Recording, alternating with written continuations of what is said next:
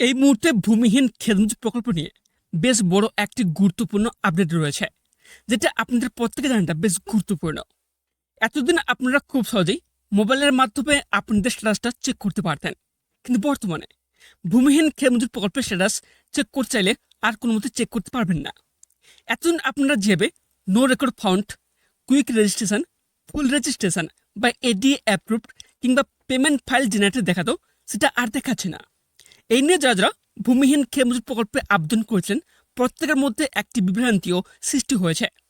আগে অনেকে ভিডিওটিতে বলেছি যে কীভাবে স্ট্যাটাস চেক করতে হয়, কিংবা এক নির্দিষ্ট লিঙ্কে ক্লিক করলে সহজেই এরকম একটি ইন্টারফেস ওপেন হতো, যেটা আপনারা এই মুহূর্তে স্ক্রিনে দেখতে পাচ্ছেন।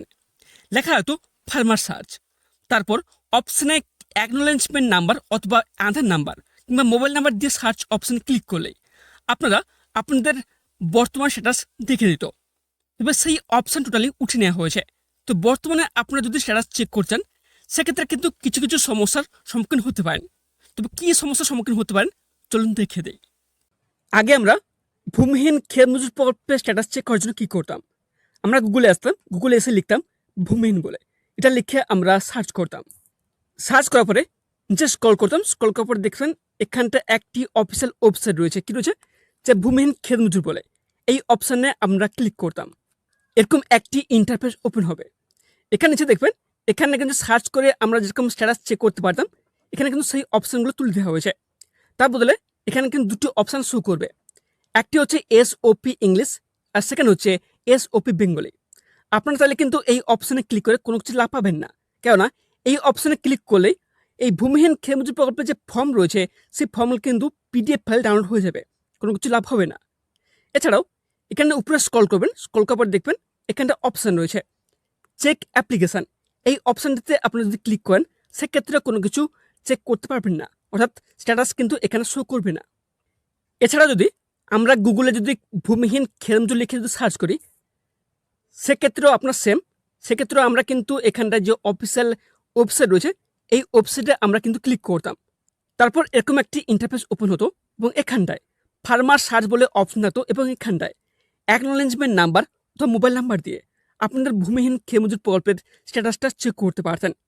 কিন্তু সমস্যা হচ্ছে সেই অপশন বর্তমানে তুলে দেওয়া হয়েছে, তার বদলে কিন্তু এখানটা একটি ইমেল আইডি শো করছে।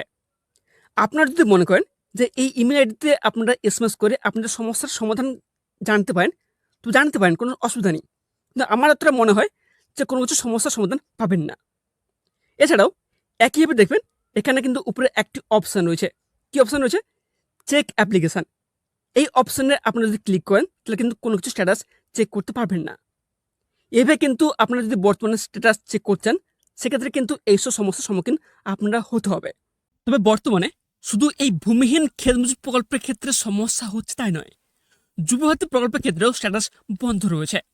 কিন্তু জোর দিয়ে বলা যাচ্ছে না যে এর নেপথ্যে মূল কারণই বা কী রয়েছে।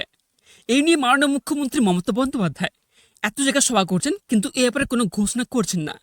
সব মিলিয়ে কিছুটা হলেও আবেদনকারীদের মধ্যে কিছুটা আতঙ্কের সৃষ্টি হয়েছে, টাকা ঢুকবে কি ঢুকবে না। ইতিমধ্যে কিন্তু অনেকের অ্যাকাউন্ট টাকা ঢুকে গেছে, তবে সমস্যা হচ্ছে শো হচ্ছে না এর মূল কারণ কি রয়েছে। তবে আশা করা হচ্ছে এমন না দেখানোর পেছনে কিছু কারণও থাকতে পারে।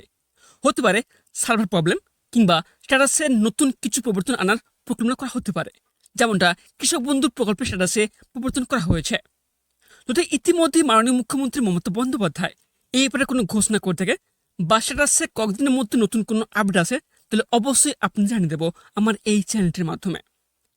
এছাড়াও যদি এই ভূমিহীন খেতমজুত প্রকল্প নিয়ে যদি কোনো প্রকার প্রশ্ন থেকে থাকে, সেটা আপনারা কমেন্ট বক্সে কমেন্ট করে জানতে পারেন।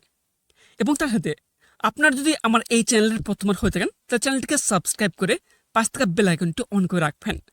ধন্যবাদ।